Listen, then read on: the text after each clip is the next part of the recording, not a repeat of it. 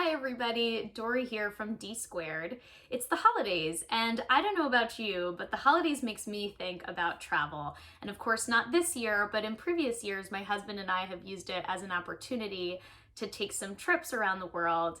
And when you're on a long haul flight, they tell you that you have to get up and move around, you don't want to keep your legs crossed. And all of that is to prevent deep vein thrombosis, which could actually lead to a pulmonary embolism.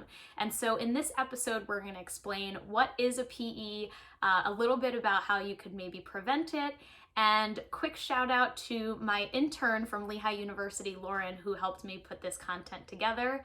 Happy holidays, guys. To understand PE, we first have to understand a blood clot in the vein, and specifically a deep vein thrombosis, or DVT. Let's consider the veins in the legs, which are large veins and further from the heart.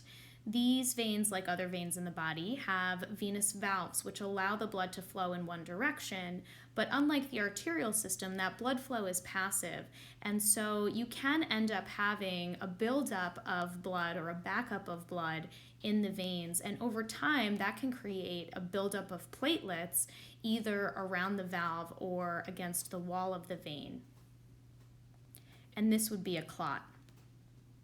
As you can see, this may cause bulging of the vein, and ultimately it could actually stop blood through that particular vein. As far as causes of DVT, it could be lack of movement, particularly in the legs, as if you were sitting on an airplane for a long time, injury to that vessel, or surgical procedures that required you to be laying down for a long amount of time. Where the real danger lies is if that clot gets dislodged and moves through the cardiovascular system.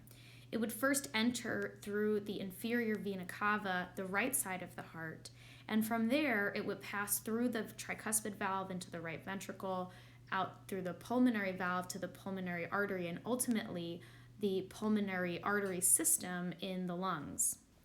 Once it's in the lungs, it's going to pass into the very small network of arteries in the lungs and can create a full blockage. So this is the scenario that we would call a pulmonary embolism, or PE, and it can impact oxygen exchange.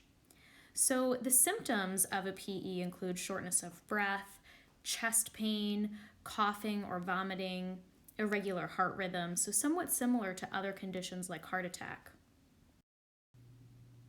Thankfully, there are ways to prevent pulmonary embolism, mainly staying active to make sure that you keep the blood flowing through those lower veins.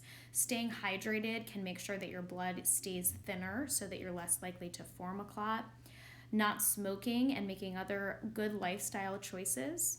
And then little things like avoiding crossing your legs, because that can actually preclude the blood flow through the lower veins. This is something I'm definitely guilty of. And finally, if you are at a greater risk, you can go on a drug, a blood thinner, that can help prevent those clots. Thanks everybody for listening in. Talk to you in the new year.